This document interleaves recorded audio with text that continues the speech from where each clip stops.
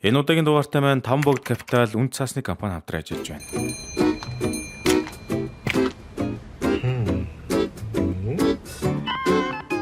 Заавал бүхлэр нь юм. Удирхай байсан ч болно шүү дээ. Хүссэн нүндээ бутархайлж аваад хувьцааны хуримтлаа ихэл.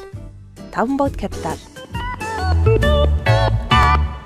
За энэ манайхаа өндөр таадтай 2016 онд гарч ирсэн нэгэн өрмөц гал гарсан үйл явдалтай мастер мех киног онсон ярьж хөр шийдлээ. Сүүлийн жилүүдэд Монголд залхих гэмтэрэг нэлээдгүй нэмэгдэж, үүнээс болж хэмжээний мөнгөн хохирол амссан хүмүүс олж ирсээр байгаа нь үнэхээр харамсалтай. Харин энэ кино маань яг ийм төрлийн санхүүгийн гэмтэрэгтэй хинт ч дийлдэхгүй. Залилангийн том сүлжээг илрүүлж барьж авч байгаа тухай өгүүлдгэрээ онцлог аж. Уг киноны гол дүрт алдарт гурван марлууд буюу All-ын цуврал тоглож байсан жүжигчин Lee Bin-hon дүрвтэйсэн бөгөөд өөр зөндөө олон чадварлаг жүжигч гисэн оролцсон байгаа. Тийм болохоор одоо ингэж хэдүүлээ кинонд орцгоё. Нэр нь та бүхэн маань киног хэлсэн юм манаас уу лайк дарж subscribe хийн бас дэмжээрэй.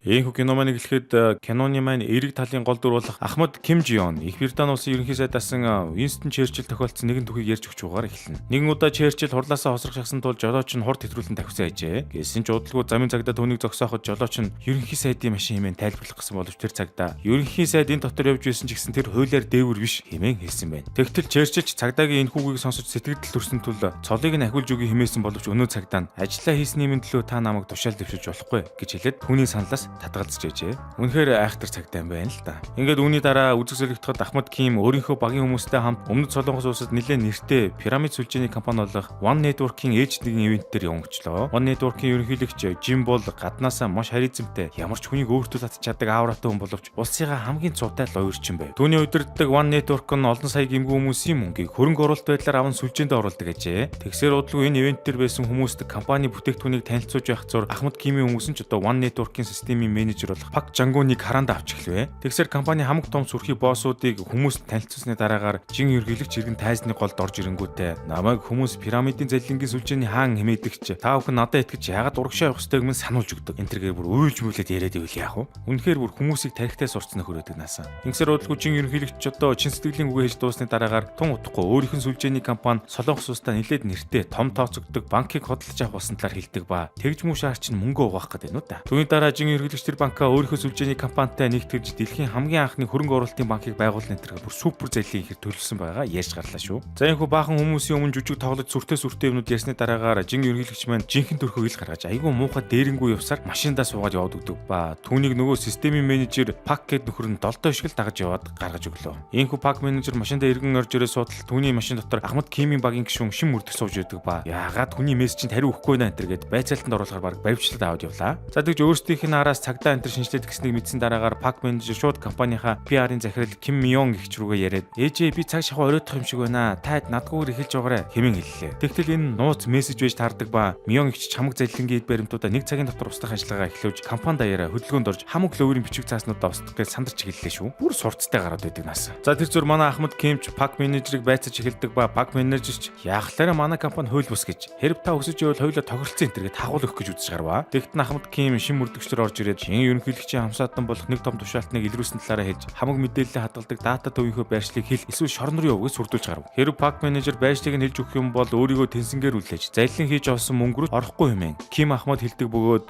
зөвхөн компанийн хамгийн том босс болох жин ерөнхийлөгч болон түүний эцдийг барьж аван шудраг эсэг тогтоох хүсэлтэй байгаа талаараа хэллээ шүү. Тэгснэ араас нь Ким Ахмад Пак менежер уцыг гаргаж ирээд түрүүний ярьсан Мён гэгчрүүн залгаж одоо сонголтоо хий гэд шууд шахаж эхлэхэд Пак менежер ч Ким Ахмадын саналыг баг хүчээр шахаж зөвшөөрөн хамаг эд мөрийн баримт туслах ажиллагаагаа хуурамч төгшүүр хэмээн хэлж зогсоолоо. Тэнх үүний дараа үзэг солигдоход Пак менежер ч одоо цагдаагийн газар сарангуудаа ууранда Ахмад Кимийн багийн машиныг өөрийнхөө машинаар мөргөж яваад өгдөг наасан. Бас ууртай залуу байх нэ. Ингээд орой болоход Пак менежер ч жин ерөнхийлөгч Мён гэгчдэр очиж уулздаг ба уулздаг үеэр Мён гэгч нь яагаад өнөөдөр хуурамч төгшүүр өгсөн талаар Пак менежерээс нэлээд сэжгэлсэн байдлаар асууж гарлаа. Тэгтэн мань нөхөр хэлж байгаа. Би аваарт ороод цагдаа дээр очихоор болсон юм аа. Тэр үеэр харин сандраа залгачиж гээд үнэн худлаа юм ярьж гарлаа. Гэсэн ч Мён гэгч нь одоо Пак менежерт ерөөсөө итгэдэггүй ба ямар сайндал үүдэнд байгаа хүмүүс рүү залгаад Пак менежер машин юм үргэсэн байгааг шалгуулж энэ төр. Үүний дараа жин ерөнхийлөгч одоо Пак менежер Миянагч хоёрыг эвлэрүүлэхийн тулд гар марыг нь бариулж байгаад нэг сонин ёс шиг юм үлдүүлж гардаг ба амтлалын хөшөө болох гэдэг юм уу хайшин. Энэ хүний дараагаар үзэг солигдоход Пак менежерч газ гэртээ харангуйтаа хувцас олж жин ерөнхийлөгчийн гэрийнх нь урд тавьсан харуулуудаас аятайхан ногдож байгаад газрын мохорт байдаг дата төврөгөө явж очив. За тэгж дата төвд очисын дараагаар Пак менежер эртний амттайгаа уулздаг ба уг нь энэ хоёр чинь анх бол жижиг гаруудын хакер байсан юм уу хайшин. Гэсэн ч явцын донд Пак менежер томорч найзаагаа хаяад явсан ажээ. Тийм муухан тий. Энэ хүү жилийн турш ямар ч холбоо сургаггүй байсныхаа дараагаар Пак менежер ч одоо найз дээрээ ирээд өөрөөс олсон 50 сая 2 хувааж авахар болоо дата төвөө цагтаа нарт төгсөний дараагаар гадаад руу сарниж ор сургаггүй алга болохоор тохиролцов. Гэсэн ч тэр үед нь Пак менежерийн найз нь 50 саяын төлөөд их юм уу гээд тэнэгтэд байхаар нь Пак менежер ч сайхан зандж авч байгаад зөвшөөрүүлж байгаа юм чинь. За энэ хүү найзыг ятгахсны дараагаар Пак менежер ч одоо гэртээ ирэнгүүтээ цагдаагийн газрын системийг хакертаж байгаад Ким Ахмадын талаар мэдээлэл авах гэсэн ч мэдээлэл авахын тулд цагдаагийн комиссар энтрийн зөвшөөрлийг авах хэрэгтэй гэдэг наасан. Тэгэхээр энэ Ахмад Ким гэдэг чинь зүгээр ч нэг энгийн цагтаа биш болтой шүү. За тийм хүү маргааш өглөө болоход нөгөө жин ерөнхийлөгч нь баахан төрийн албан тушаалтнуудыг хахуулдаж байгаад нөгөө банка худалдаж авах гэж чичрээстэй. Тэгснээ араас нь жин ерөнхийлөгч офис дээр ирэхэд нь нөгөө One Network-ийн ажилтнууд нь баахан хүмүүс рүү залгаж хууран бэхэлж байгаа. Тамга мөнгөгийн сүлжээний бизнес рүү оруулаад ивэл яах вэ? Үгүй тэрийг нь тэгээд манай энэ ерөнхийлөгч ухаантай минь хараад амар баяссан ч явж байгаа шиг. Тэр зур Пак менежерч одоо галзуу ганц хакер анд руугаа залгаж байгаад компьютерийн вирус хийлгүүлсэн байдаг ба оройн захирлынхаа ноутбук руу явуулан яг мөнгө шилжүүлээд эхлэхэд барьж авах гэсэн юм байна л та. Ингээд маргааш өдөр нь болоход Ким Ахмад ч Пак менежерийн машиныг ачуулж байгаад барьж авдаг ба ахин нүр тусан ярьцлага хийж гарлаа. Энэ үеэр Ким Ахмад ч Пак менежерт камер болон микрофонтой үзэг өгдөг бөгөөд төрийн өндөр албан тушаалтнуудад авилга өгч байхад нь бичиж авах үүрэг даалгаврыг өгсөн байгаа юм. За үүний дараа Пак менежерч жин ерөнхийлөгчийн ахин нэг ивент дээр нэрсэн сууж байдаг ба энэ удаа жин ерөнхийлөгч бүх хөрөнгө оруулсан хүмүүсээ нэг арал дээр амьдруул нэтрэгээ бүр хүмүүсийг утгаар нь тархитж өгч байгаамаа. Тэгсээр удалгүй ивент ч дуусгаад Пак менежер жин ерөнхийлөгчийн машин руу гүйж очиж байгаа суугаад удалгүй Мион нэгчин заллахад өөрсдийг нь Ким Ахмад мөрдөж гисэн талаар дуулгалаа шүү. Түүний дараа жин ерөнхийлөгч явах гэжсэн чигээ өөрчлөнгүүтээ Пак менежерийг дагуулan гэртээ ирдэг ба өөрийнхөө нууц өрөөрөө дагуулж оруулангуудаа хамаг хууль бус мөнгнүүдээ сайхан дэлгэж үзүүлээд далж өглөө. Тэгснэ удалгүй жин ерөнхийлөгч нэг түн рүү залгангуудаа аюу сүрхий ажил ярьж байгаад баахан авилгал өхөр болж энэ төр байгаа. Тэрийг тэгээд Ким Ахмад болохоор Пак менежер төгсөн нөгөө үзгэрээ бүгдийг нь хараа сууж байгаа юм шүү дээ. Ийхүү авилгалын ажлаа хийж дуусганы дараагаар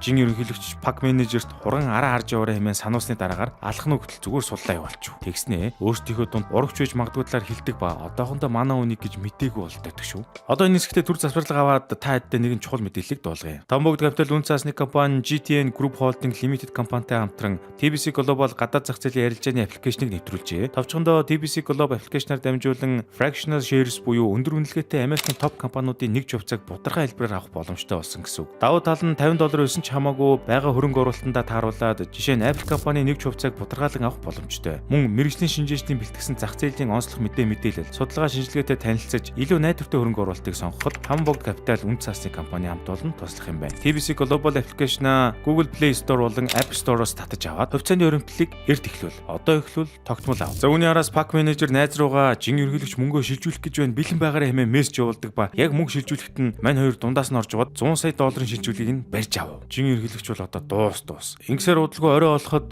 Ким Ахмад хилцээгээ хаалгачтай уулзаад маргааш их жин ерөнхийлөгчийг барьж авах нэргээ ярьж байхад нь нөгөө Ким Ахмадын дарга нь үгүй тийхгүй гэдэглээ. Яасан бэ гэхээр өнөөдөр прокурорын газраас хин нэгэн алах руу залгаж Ким Ахмадын талаар асууж масуугаад хурган дарамтлсан юм байна л да. Гэсэн ч Ким Ахмад үнийг заавал барьж авах хэмээн итгэлтэй хэлв. Түүний дараа Ким Ахмад Пак менежертэй ажил дээр нь ирэн уулздаг ба чи зүгээр л явах гэж байгаа юм уу? Чам тэр мөнгө алдсан хүмүүсийн өрөвдөх сэтгэл алга өнтэргээд Пак менежерт эцсийн тусалж чадхаа хүн чанар байгаа эсхийг нь шалгаж үзв. Гэсэн ч Пак менежер над тамаагүй хохин гэсэн байртай зогсож байдаг наасан. Ийхүү маргааш өглөө нь болоход Ким Ахмад ч одоо жин ерөнхийлөгчийн авилга өгсөн төрийн өндөр албан тушаалтнаар дамжуулан баримтлах гэж байсан ч өнгөрсөн шөнө жин ерөнхийлөгч авилга өгсөн нөхрөө алаад ийцсэн байв. Тэгж хамаг ажиллагаанд бараг бүтлгүүцсэн боловч Ким Ахмад ямар ч хамаагүй аргаар жин ерөнхийлөгчийг барьж авахар хөдлөлөө. Энэ зур Пак менежер ч гэсэн жин ерөнхийлөгчийг яаж хийж байгаад барьж өгөхийн тулд шууд гэрт нь явж очингуудаа өөрийгөө би урагч чинь байна гэж илчлээд хачвал яах вэ? Түүний дараа Пак менежер ч одоо жин ерөнхийлөгчийн хамаг данс тооцооны булгаатай дэвтрийг нь аваад гарчдаг бөгөөд яг цагдаа нарт авиж өгөх гээд явж байсан ч жин ерөнхийлөгчийн хүн машин дотор ороод ирсэн байдаг ба шууд өөрийг нь барьцаалж байгаа юм чинь. Тэгсэн яг энэ үеэр Ким Ахмад ч одоо Пак менежерийн араас нь дагаж явж таарсан бөгөөд машин гинт зогсохоор нь очиод үстэл Пак менежерийг хутгаж хаяад дэвтрийг нь аваад явчихсан байвал яах вэ? Бүүтгэхгүй нэрээ.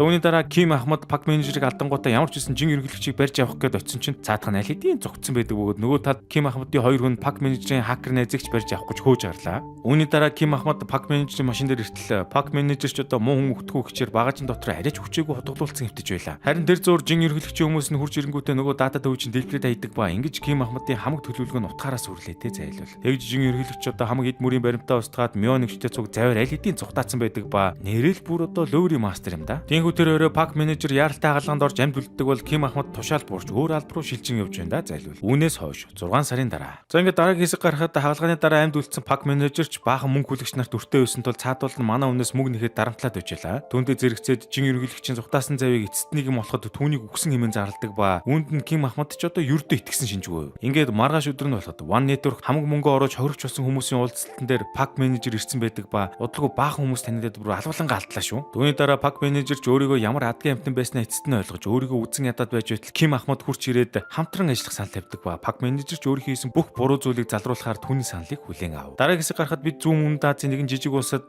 жин ерөнхийлөгчийг амьд мэнд эрүүл сарвал хүн амьтандаа уцаар ярин явахыг олж харлаа. Жин ерөнхийлөгч баахан хүн амьтны мөнгийг лойрдон зугтаасныхаа дараагаар Филиппин улсын нийслэл Манила хотод ирсэн байдаг ба урган өөрийнхөө гадаад төрхийг өөрчлөх гэж үсмэсээ бодулчжээ бас. Мөн тэрээр Солонгос улс дахь өөрийн улс төрийн нөлөөллөө ашиглаж байгаад худлаа өөрийгөө үгсэн болгож хэрэгээсээ аятайхан мултарсан байдаг ба улс төрийнхнийг бадцсан гэхээр бас амар гар юм да. За тэгсэн чи жин ерөнхийлөгч маань энэ удаа лойрын зангаа гээгээгүй бөгөөд Мьонигчтай хамт цуг Хятадаас ирсэн хосын дур тоглонгуудаа Филиппин улсын том улс төрчийг тархитаж байгаад бүр бүхэл бүтэн 35 тэрбум долларыг нь залилж авах гээд байвал яах вэ? Бүр нэг үнэн бүтэхгүй гар байдаг нас. Энэ зур Солонгос улсад Пак менежерч Ким Ахмадын багт орсон учраас багийнхан нуус төв дээр хүрээд иртэл өөрийнх нь газар дээр ганц хакер найз нь ашгүй амьд байж таарлаа шүү. Болж тээ өрхий. Ийхүү Ким Ахмад ч бага бүрдүүлсний дараагаар жин ерөнхийлөгч болон түүний ард байгаа бүх улс төрийн эрх мэдлэлтнүүдийн гарт нь гав зөвлөх зорилго тавьж жин ерөнхийлөгчийн мөрийг мөшгөж эхлэв. Удалгүй манай хэд ч одоо жин ерөнхийлөгчийн данснуудыг бүгдийг нь шалгаж байх зураа нэг сэжигтэй данс олж мэддэг ба тэр үед нь Пак менежер ингэж хэлж байгаа юм. За байж байгаарэ. Эн чинь миний ажиллах ёстой данс байна. Жин ерөнхийлөгч гадагшаа зүгтмөрц би дахиад өөр пирамид заллингэн сүлжээ үүсгэж бүх эд хөрөнгийг нь зараа тэр данс руу хийх ёстой байсан. Гэж мэгээд муусан улгаач чинь одоо нэг л өөрцсөн хүмүүсээ дахиж л өөрдөх гээд байсан юм уу хайшин. За түүний дараа Ким Ахмад ч одоо Пак менежерийн орны нөхрийг хайж гартал One Network-т мөнгө оруулсан залилуулж алдсан хүмүүсийн хэргийг өмгөөлж байгаа. Ван Минжун гэдэг өмгөөлж нөхөр байлаа шүү. Тэр нөхөр жин ерөнхийлөгчийг зугтаасны дараагаар Солонгос үлдэж хууль бус мөнгийг нь угаах үүрэгтэй юм байна л та. Тиймээс үзэг солигдоход шим өрдөгч одоо Минжун өмгөөлөгчдөр явж чингуудаа янзын ханд өгч байгаад өөртөө сайн болгоод таждаг ба хурган болцоо молцоо хийж байгаа дүр үзүүлж мүзүүлээд өрөөнд нь чагнахт хөрөмж сулгачвал яах вэ? Ингэж манай багийнхан ч одоо жин ерөнхийлөгч дараагийн лойртой зориулсан мөнгө босгож байгаа болон Манила хотод байгааг нь мэдж ав. Одоо чамайг барьж аваад амтан болгоно гайг.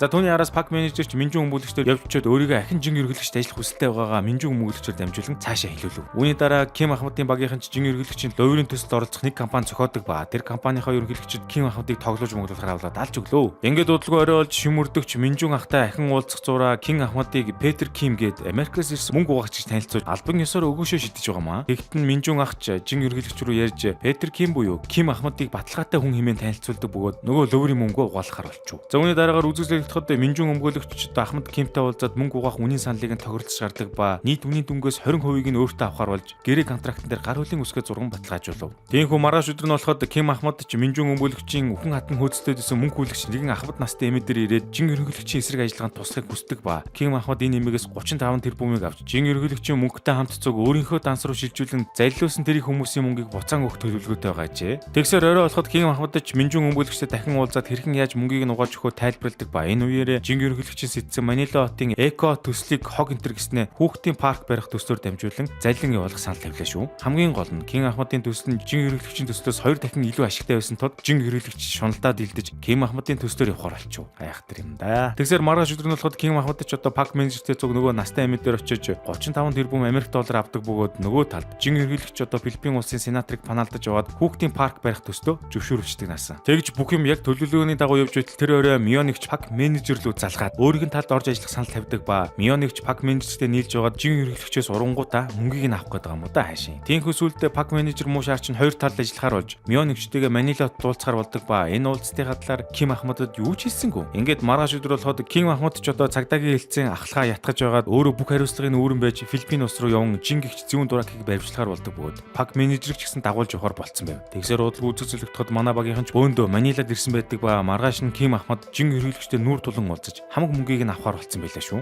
Тиймээс орой болоход Пак менежерч одоо буудлаасаа нууцаар гарангуудаа Мьонигчтэй очиж уулздаг ба манай хоёр ч нийлж байгаа жин ерөнхийлөгчийн компьютерыг хакертаж байгаад мөнгийг нь авч Пак менежерч тэндээс 20% буюу 600 Америк долларыг авахар боллоо. Бас тэгж байгаад муухай шуналтаар дурак юм л да. Ингэсээр маргааш өглөө болоход нь манай ажиллагаач албан ёсоор эхэлдэг ба Ким Ахмад жин ерөнхийлөгчтэй уулзсны дараагаар барьж авахар болсон бол Солонгост шим мөрдөгч болохоор Минжун ахыг баримтлахаар болсон байлаа. Ийхүү Ким Ахмад шин ерөнхийлөгчтэй уулзах гэж хүлээж байтал жин ерөнхийлөгчийн хүмүүс ирэнгүүтээ Ким Ахмадын толгойд уу туглаад барьцаалаад аваад өвчл яах вэ? Түүндээ зэрэгцээд Пак менежерч Мьонигчтэй уулзаад жин ерөнхийлөгчийн компьютер хангалттай ойртож очсны дараагаар хакертаж хамаг мөнгийг нь нь авахар болов. Нөгөө талд жим мөрдөгч болохоор Минжун ахын офис дээр хурж ирээд тохироо дуусмагц түүнийг барьж авахар хүлээж байдаг ба манай эдэж одоо Ким Ахмадын барьжлыг тогтоох гээд үйл үзэж байлаа. Тэгсээр эцэст нь Ким Ахмад жин хэрэглэгчтэй эцэст нэг юм уулзаж бүх мөнгийг нь өөрсдөө данс руу шилжүүлж авахад шим мөрдөгч Минжун ахыг баривчиж авдаг ба нэмээд цагдаа нар ч одоо жин хэрэглэгчийн солонгос нуусан хамаг үнд цааснуудыг хурааж авав. Ингэж муу Дуракийг яг барьж авлаа даа гэж бодож байтал жин хэрэглэгч Мионогчийг алууж хайснаа Ким Ахмадад парк менежер тэр хоёрын нөгөө настай эмээтэй уулзж байсан уулзалт үеийн зургийг үзүүлв. Тэгж жин хэрэглэгч одоо бүхнийг мэдсэн нийл болдог ба парк менежер ч гэсэн баригдаж Ким Ахмад нөгөө цугларсан 60 тэрбум доллараа буцаан жин хэрэглэгчийн данс руу хэлэхээр болов. Түүний дараа жин хэрэглэгч яг парк менежер Ким Ахмад хоёрыг алах гэж байтал Ким Ахмад хэлж байгаа. Чи үнэхээр намайг гар хоосон ирнэ гэж бодоо юу гэж хэлтэл парк менежерийн вирусны ажиллаж жин хэрэглэгчийн мөнгө нь хаачим нэг тийшээ шилжүүлээд алгуулгдлоо. Тэгсэн яасан гэсэн чинь Ким Ахмад парк менежер хоёр анханасаа энэ бүхнийг зориуд төлөвлөсөн байдаг ба зориуд өөрсдөө зургийг авахгуулаад жин хэрэглэгч рүү илгээсэн ч байх шиг. Бүр мат хийлээ те. Үүний дараа Филиппиний цагдаа нар хурч ирээд бөөн буудалцаан болгохтой зэрэгцэн жин хэрэглэгч парк менежерийг барьцаалж авангуудаа зугтаалаа. Тэгтэн түүний араас Ким Ахмад хөөж гардаг ба жин хэрэглэгч парк менежерийг алж чадахгүй оронд нь зодож модож явж байхдаа жодоошоо будаж хаяад ослоод наачив. Осын дараа Ким Ахмад ч хурч ирээд парк менежерийг шатаж байсан машинаас нь авдаг ба араас нь жин хэрэглэгчийг хөөсөөр гүүрэн дээр бүсэлж авлаа. Тэгсээр тэр үед нь жин хэрэглэгч солонгостойгоо улс төрийн томчууд руугаа залгаж энэ нөхцөл байдлаас аятайхан мултрах гэж үтсэн ч цаадуул нь уцаа авдаг ба ингэж эцэст нэг юм Ким Ахмад жин хэрэглэгчийг баривчлан авав. За үүний дараагийн хэсэг гарахад жин хэрэглэгч иргэн солонгос иргэн хууль ёсны дагуу шоронд ордог бол нөгөө тал парк менежер ч одоо жин хэрэглэгчийн зайлсан бүх хүмүүсийн мөнгийг буцаан данс руу шилжүүлв. Тэгж манай хоёр эцэст нэг юм салах ус идэг ба хууль журам болон шударга ус яснаар энэ кино маань төгслөө. Өнөөдөр төгсөх гэснээс киноны төгсгөл парк менежер галзуу ганц цантайгаа нэг зүрх ирж уулзснаа салах ус энтер хийдэг ба амар дансанд нь мөнгө энтер хийсэн юм шиг бичгтээ цаас энтер дамжуулснаа худлаа гордэж хаяад зугтааж энтер. Үнэн бүтггүй гарууд нэрээ. Энэ удаагийн дугаартай маань 5 богд капитал үнд цаасны компани хамтран ажиллалаа. Дахин сануулгад хэрвээ та гадаад зах зээлийн арилжаанд оролцох хүс сонирхолтой ч ханаас яаж эхлэхээ мэдэхгүй байгаа бол TBC Global аппликейшнаар дамжуулан Америкийн топ компаниудын хувьцааг өөрийн хөрөнгө оруулалт хийх боломжтой дүндээ тааруулан бутархай хэлбэрээр авч мэрэгжлийн шинжээчдийн бэлтгэсэн зах зээлийн онцлог мэдээлэл, судалгаа шинжилгээний тусламжтайгаар илүү найдвартай хөрөнгө оруулалт хийх боломжтой болсон байна шүү. TBC Global аппликейшнаа Google Play Store-оос болон App Store-оос татаж аваад хувьцааны хөрөнгөлөлтийг эрт эхлүүл. Одоо эхлүүл тогтмол ав. Энэ хүрээд манай энэ удаагийн бичлэг өндөрлж байна. Хэрэг та бүхэн маань бичлэг таалагдсан бол лайк болон subscribe дараа сэтгэлээ хвчээрэй. Дараагийн дугаарт утгагүй шүү.